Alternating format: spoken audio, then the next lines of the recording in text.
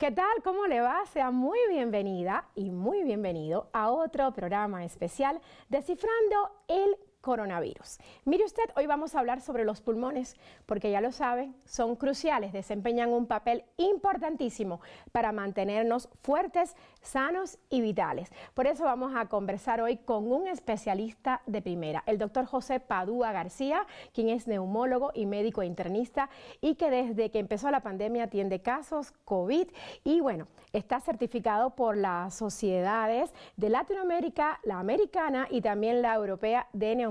Es un gusto estar con usted. Muy bienvenido. El gusto es mío, Aisa. Muchísimas gracias por el honor de la invitación. Ha estado en la primera línea de combate de esta enfermedad tan peligrosa y letal. Y quería empezar con esto. ¿Cuáles son los primeros síntomas? Los síntomas que son de alarma, de alerta, de que debemos ir al hospital o debemos quedarnos en casa. Bueno, los síntomas cardinales son la fiebre, igual o mayor a 37.5 grados, el dolor de cabeza, el malestar general, el cansancio, puede haber pérdida de la olfacción o del gusto, y los síntomas de alarma tienen que ver más con una sed de aire, con disnea, con tos, y por supuesto un signo importantísimo es la saturación de oxígeno. Cuando hay disnea, tos y una baja de saturación de 90%, son síntomas de alarma para ir a recibir atención inmediata. ¿Y cómo una persona que no cuenta con un oxímetro se da cuenta que tiene problemas de baja saturación, o sea, de saturación por debajo de 90? Si una persona tiene hábitos sedentarios, es poco probable en esta enfermedad sobre todo que sienta falta de aire estando en reposo. Sin embargo, si se levanta y camina unos pasos para ir al baño o a la cocina o desplazarse en su lugar, puede sentir un poco de agitación o cansancio. Así es como se manifiesta la disnea. Muchas personas no saben expresar que les falta el aire, pero sí lo hacen manifestando que hay un poco de agitación o cansancio. Eso, aunado a una coloración en los labios azul violácea o en los dedos de las manos, que se llama cianosis central o cianosis periférica, una tos persistente que no para y una fiebre sostenida por 5 días o más, es el preludio de que la infección ya bajó de la vía respiratoria alta a la vía respiratoria baja e inmediatamente debe de asistir para que pueda tomarse, entre otras cosas, la saturación de oxígeno. En personas que tienen sobrepeso u obesidad, puede haber una menor saturación de oxígeno, sobre todo si padecen enfermedades como las apneas obstructivas del sueño o la hipoventilación, en donde pues, sus pulmones se expanden menos porque tienen pues, una especie de chaleco en el tórax. Este chaleco es el tejido graso, y entonces cada vez que expanden sus pulmones lo tienen que hacer en contra de una fuerza mayor que las personas que son delgadas o con un peso normal. ¿Nos puede describir los tiempos de la enfermedad desde el momento en que uno cree que se contagió? Cuando uno tiene un contacto con un caso positivo, el periodo de incubación va de los 2 a los 14 días. En promedio, en el 60 o 70% de las personas, a los 5 a 6 días aparecen los primeros síntomas. Cuando comienza la enfermedad, los primeros 2 o 3 días hay síntomas generales, como pueden ser dolor de cabeza, fiebre, manifestaciones de fatiga, de dolor articular o muscular, pérdida de la olfacción y el gusto. Entre los días 7 y 8 hasta el día 12 puede haber una fase inflamatoria respiratoria en donde en el 20% de los enfermos, que no es una cifra menor, puede haber una neumonía por SARS-CoV-2 y puede haber en el 5 a 6% insuficiencia respiratoria aguda, que se presenta sobre todo entre los días 8 y 12. Ese es un periodo crítico porque muchas personas que empezaron con un cuadro leve pueden desarrollar una fase grave y crítica entre los días 8 y 12. Después del día 12 es menos probable que tenga una manifestación grave de la enfermedad, Sin embargo, hemos tenido en algunas ocasiones pacientes que cursan el día 12 o 13 y en ese día hacen un pico de inflamación. Entonces, arbitrariamente hemos medido las fases como una fase, un periodo de incubación, una fase clínica temprana, un periodo inflamatorio, respiratorio y una fase de convalescencia. ¿De qué depende que una persona se ponga grave? Esa es una excelente pregunta, porque no hay un solo factor, hay varios que incluyen la edad de las personas, el género, es un poco más grave en hombres que en mujeres, las comorbilidades, es decir, si una persona es obesa, hipertensa, diabética, si fuma, si tiene enfermedades respiratorias crónicas o si tiene alguna condición de inmunodepresión o inmunosupresión, o se atendieron tarde. También depende de la respuesta temprana de sus anticuerpos al virus. Se sabe que aquellos pacientes que desarrollan una respuesta con anticuerpos IgG antes del día 14 pueden provocar una mayor inflamación de sus pulmones y de ahí hacia el resto del organismo. Pero nadie sabe cómo tenemos los anticuerpos. Hasta el día de hoy, correcto, es un tema en el que no podemos predecir exactamente quién se va a poner mal. ¿Qué día hay que llegar al hospital? Hay que llegar al hospital en cuanto hay falta de aire o hay una baja de oxigenación. Ese es el día que puede ser desde el día 3, 4 hasta el día 12. Es súper importantísimo eso. Es crucial para prolongar la sobrevida de la población. ¿Por qué cuando los pacientes están graves en la unidad de cuidados intensivos o incluso sin ponerse grave, tengo entendido que los ponen boca abajo en los hospitales? ¿A qué se debe esto? Esa es una muy interesante pregunta porque tiene que ver con la fisiopatología de esta enfermedad. Incluso en personas que no están intubadas, también podemos y debemos de procurar ponerlas boca abajo o en decúbito lateral o de lado. Y esto tiene que ver con las zonas del pulmón que están afectadas por neumonía, en donde al llenarse de moco, de agentes virales y de nuestras propias células de defensa que están en contra del virus, esas zonas tienden a no ventilar u oxigenar adecuadamente. Cuando se invierte la posición del cuerpo, hay una mejor aereación de las zonas bajas de los pulmones, de las zonas que están en la espalda baja, y entonces eso permite que la persona oxigene mejor, estando consciente o estando sedada e intubada. ¿Y cuándo un médico necesita darle ventilación mecánica o más bien intubar a un paciente?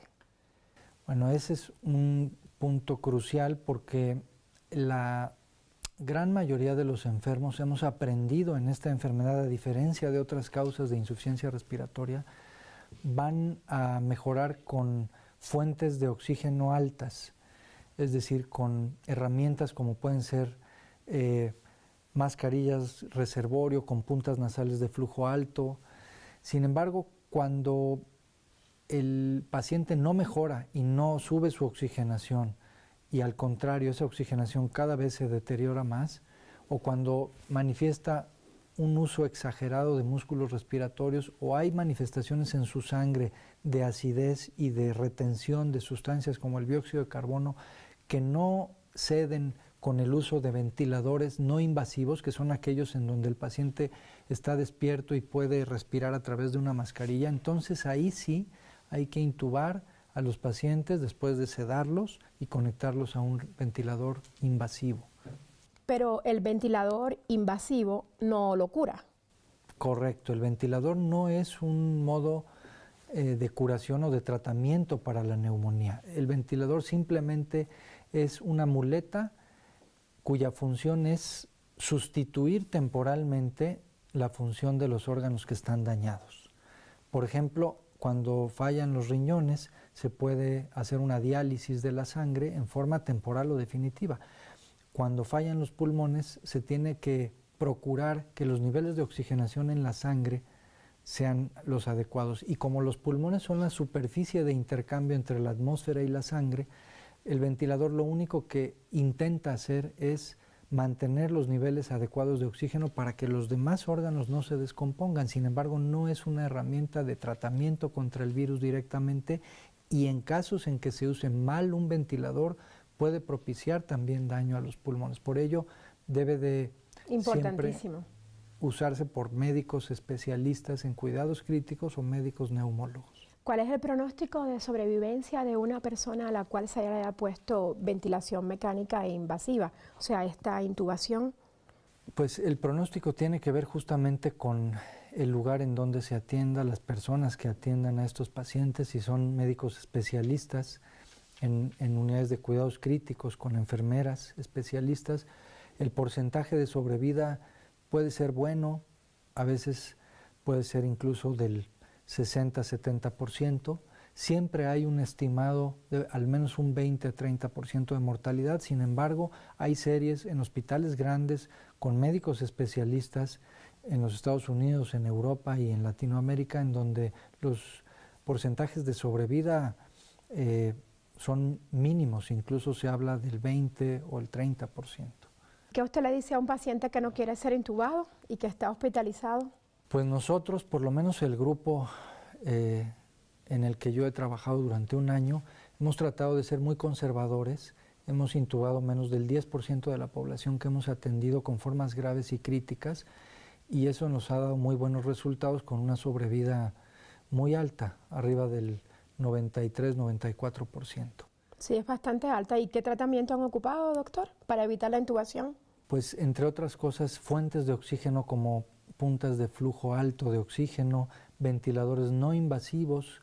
Hemos usado algunas otras herramientas como son algunos medicamentos antiinflamatorios que no son específicos porque no hay ningún medicamento específico para esta enfermedad. Lamentablemente aún no. Pero hemos hecho lo que hemos podido por no intubar a las personas, cambiarlos de posición, darles estas herramientas de oxígeno, y de esa forma hemos podido evitar intubar a la gran mayoría de los enfermos. Doctor, con esta importante reflexión le propongo hacer una breve pausa. Regresamos muy pronto.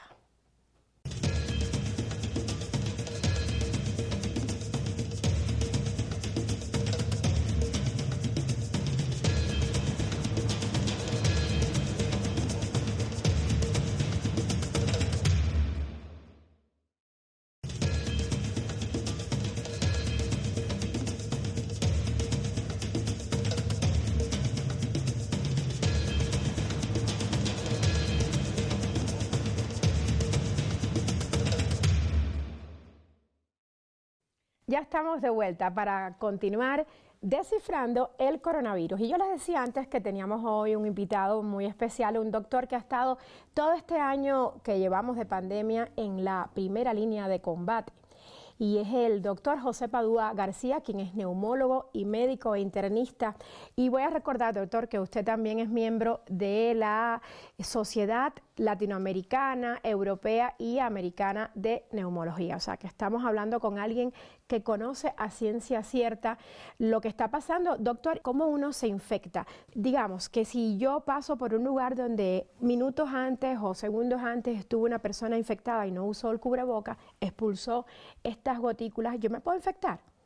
La gran mayoría de las enfermedades infecciosas respiratorias se transmiten por esta vía, por un flush o por gotas o gotículas en donde la persona tose, estornuda, se ríe o habla, y esas gotas son expulsadas y dependiendo del tamaño de la gota pueden o no permanecer suspendidas en el aire. Entre menor tamaño tengan, es más probable que permanezcan un tiempo suspendidas en el aire. Son más peligrosas. Son más peligrosas, y entonces otra persona viene, inhala directamente esas gotas que tienen el agente viral, y ese es el modo más eficiente que tienen estos agentes para transmitirse de un ser humano o de un huésped a otro. Por supuesto que otra de las vías de contagio, además de las gotículas, son por contacto con fomites, es decir, con superficies en donde sabemos que las superficies de cartón pueden albergar a este agente viral 24 horas, las de acero 48 horas y las de plástico hasta 72 horas. Por eso hay que estar lavándose constantemente la mano, porque no sabemos si alguien nos presta una pluma o nos enseña una foto en el celular, no sabemos si esa persona es asintomático y está con la infección, ¿cierto? Por supuesto, esa es la razón por la cual siempre tenemos que insistir en el lavado y en la antisepsia. ¿Ha cambiado el tratamiento desde que empezó la pandemia a esta altura?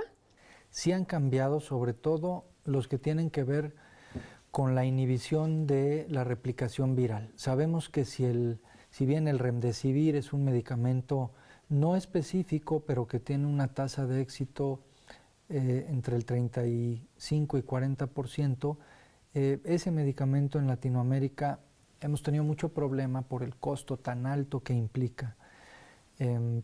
Entonces hemos tenido que recurrir, no nada más en Latinoamérica, en el inicio de la pandemia, en la gran mayoría de los países del mundo, a otras medidas farmacológicas para tratar de inhibir la replicación viral, y hemos pasado desde antimaláricos, antibióticos como macrólidos, algunos antiparasitarios que se usaron incluso en infecciones por ébola o por VIH, y sin embargo no tenemos la certeza de que estos medicamentos en realidad hayan reducido la replicación viral, porque los estudios que se han hecho son in vitro.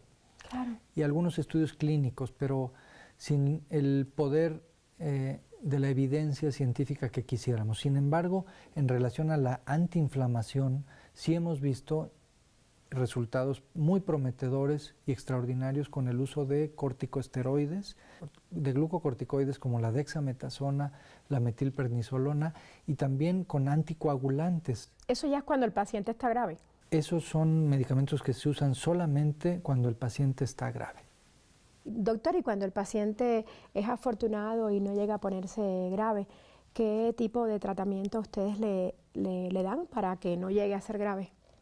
Bueno, los tratamientos son simplemente sintomáticos, como pueden ser analgésicos de tipo paracetamol o acetaminofén, algún antihistamínico si es necesario, descanso, alimentación adecuada, porque la tasa de catabolismo que tiene esta infección es interesante. La pérdida de la masa muscular es muy rápida y la recuperación es lenta. Por lo tanto, se insiste en que los pacientes traten de comer bien, descansen, tengan una hidratación adecuada y en analgésicos y antiinflamatorios generales únicamente. ¿Qué tan estricto debemos ser en un confinamiento?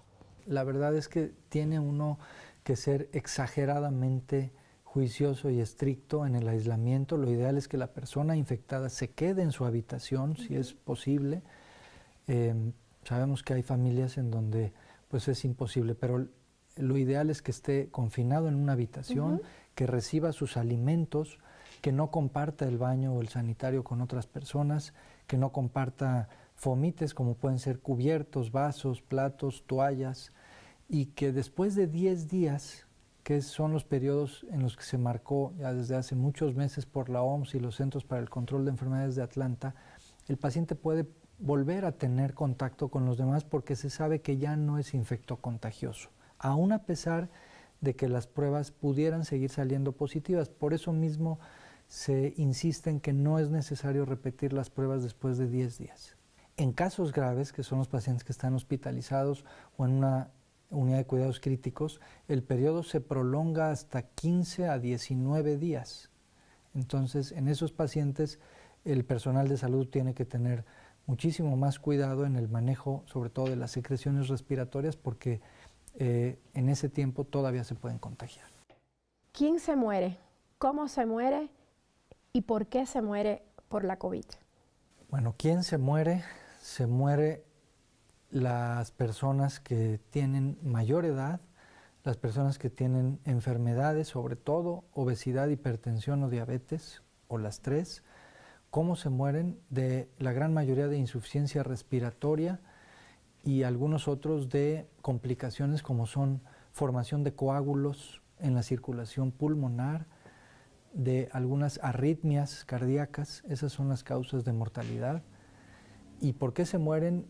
En la gran mayoría de los casos por atenderse tardíamente La gran mayoría de nuestros pacientes llegan entre los días 9 y 11, en el que creemos que se pudo haber hecho un poco antes de ese tiempo todo lo necesario para que no alcanzaran ese grado de inflamación y de insuficiencia respiratoria. Doctor, ¿y siempre un paciente que fue intubado, que estuvo grave, se queda con secuela? Ahí sabemos que las personas que tuvieron un curso leve no tienen ningún tipo de secuela, excepto que pueda haber pérdida de la olfacción o del gusto algunos meses. Esas no son secuelas graves, pero sí son secuelas que se pueden atender por los especialistas en esa área. Las personas que tienen cuadros graves y críticos, sobre todo las que estuvieron intubadas, pueden tener, entre otras cosas, cicatrices pulmonares y fibrosis pulmonar que puede terminar con una discapacidad permanente de las personas. Doctor, hay otra pregunta que nos ha llegado de un usuario de Telesur y dice así: si bien el fumar es un factor de riesgo de enfermedad pulmonar, hemos visto casos de fumadores que contraen la enfermedad COVID-19 y que no desarrollan un daño pulmonar. ¿Qué tanto se ha estudiado esto? Pues se ha estudiado en relación a que el tabaquismo siempre ocasiona lesiones en el epitelio de las vías respiratorias altas y bajas. Aun cuando los pacientes no tengan o no desarrollen bronquitis crónica o EPOC, que es esta enfermedad pulmonar obstructiva crónica por el tabaco, lo que antiguamente se denominaba enfisema, aun cuando no desarrollen enfermedades crónicas, el solo hecho de fumar y la irritación que eso promueve de las vías respiratorias es un factor de riesgo para los casos graves. Por otro lado, el tabaquismo incrementa el número de receptores de la enzima convertidora de angiotensina 2, que es la puerta de entrada de las células. Por lo tanto, los pacientes que fuman pueden tener cuadros más graves. No por ello existen excepciones a la regla, que quieren decir que algunas personas que fumen pues tengan un sistema inmunológico competente y no el 100% de los que fumen puedan desarrollar cuadros graves. Pero la gran mayoría de los pacientes que fuman van a presentar una evolución más tórpida en la depuración del agente viral de su sistema. ¿Cómo ha avanzado el desarrollo de la especialidad? ¿Cuánto han aprendido los médicos con este SARS-CoV-2 que nos ha venido a cambiar la vida a todos? Pues hemos aprendido muchísimo, Aisa. Hemos aprendido a no encasillar las enfermedades ni a los pacientes. Hemos aprendido a detectar oportunamente esta infección y en relación a la fisiopatología de la enfermedad, en la cual es diferente de otras causas de insuficiencia respiratoria, hemos aprendido que esta infección no se limita al pulmón, si bien es la puerta de entrada, ocasiona muchas otras complicaciones, sobre todo de tipo de coagulación. Formación de coágulos en la circulación pulmonar, en la circulación cerebral y cardíaca, en la circulación renal, manifestaciones de ruptura de la pleura, que es la cubierta del pulmón, formación de neumatoceles, que son burbujas o quistes de aire en los pulmones dañados, y secuelas como la fibrosis pulmonar, que puede desaparecer en unos meses, cosa que no habíamos visto en ninguna otra enfermedad, y eso es un dato prometedor y alentador. Y en el 20 al 30% de los enfermos que tuvieron un curso muy grave puede quedar permanente y ocasionar discapacidad o la necesidad de uso de oxígeno suplementario en forma indefinida. Se nos está acabando el tiempo, pero tengo otras dos preguntas antes de concluir. Doctor, ¿está usted preocupado con lo que está pasando? ¿La vacuna nos va a devolver a la normalidad que teníamos hace un año? Esa es la pregunta del millón, Aisa, y creo que sí estamos muy ocupados todavía los neumólogos y los médicos que se están dedicando a la atención de esta enfermedad. Estamos también preocupados, yo en lo personal, porque estamos dándole un papel curativo al 100% a la vacuna cuando aún no se ha distribuido ni se ha aplicado en la gran mayoría de la población. No hay ningún país seguro en el mundo, ninguna frontera, hasta que la gran mayoría de la población esté vacunada o exista realmente una inmunidad de rebaño, y por lo tanto sabemos que este virus no se va a ir, que va a seguir mutando y que los países que se encargan del desarrollo de la vacuna van a tener que actualizar la vacuna para que esta misma o estas mismas cubran la mayor parte de las cepas virulentas. Por lo tanto, hay que acostumbrarse a una nueva forma de vida aún con la vacuna, a una forma nueva de convivio, de trabajo, y tenemos que mantener un nivel de responsabilidad civil con nuestros semejantes, con nuestros familiares, y es una forma nueva a la cual nos tenemos que adaptar a vivir. Por lo tanto, estamos ocupados y todavía estamos preocupados hasta que no veamos en realidad que la gran mayoría de los casos graves no existen. Hasta que tengamos un tratamiento específico también, ¿no? Por supuesto, hasta que se desarrollen con algunas terapias blanco dirigidas a neutralizar el virus o agentes virales específicos o terapias antiinflamatorias que sirvan en el 100% de los pacientes. Finalmente, doctor, ¿hay algo que podamos hacer para mantener nuestros pulmones sanos en lo que aparece el tratamiento específico y en lo que la mayoría de la población, al menos el 80%, sea vacunado? ¿Qué hay que hacer en nuestro día a día? Yo les diría que hay que evitar a toda costa el tabaquismo activo y también el tabaquismo pasivo, así como inhalar sustancias que puedan irritar nuestro sistema respiratorio, como pueden ser sustancias laborales, polvos de madera, de polvos de construcción, contaminantes laborales.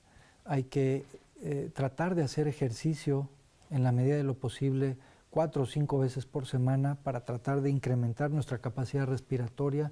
Hay que comer mejor, hay que bajar el índice de masa corporal y el peso de nuestra población, y de esa manera podemos enfrentar la infección por SARS-CoV-2 con un sistema inmunológico más competente. Muchas gracias, doctor, por estas recomendaciones tan importantes y también por esta clase magistral que nos ha dado de cómo es que esta enfermedad, la COVID-19, afecta a nuestro cuerpo. Gracias, doctor José Padua García, por estar con nosotros, y también a usted le doy las gracias, amigo televidente, y les digo que nos vemos en 7 días para seguir hablando del coronavirus. Hasta la próxima.